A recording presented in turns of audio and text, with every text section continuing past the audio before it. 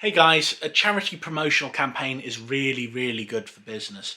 So this kind of works in a very simple way. So you don't do it per sale, but you do it as profit. So a percentage of our profit every month is going to charity. And what you do is even if it's just like 5%, 10% of your profit, what you do is after all your deductibles, you give a percentage of your store's profit to charity and you say, hey, we made the charity this amount of money this month.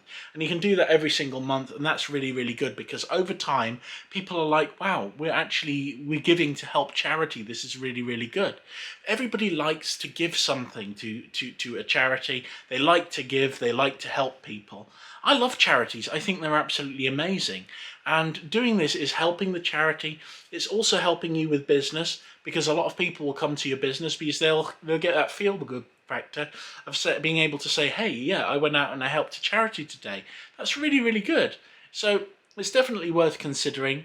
Have a look at your profit margin. If you're in profit and you're doing really well, and you should be if you're following a lot of my videos, basically this is a great way of getting your stuff out there to people, and they'll be able at the end of the month to say, oh, you know, I've worked with a charity, we've helped this charity, we've given a certain amount to this charity. We can then pick another charity.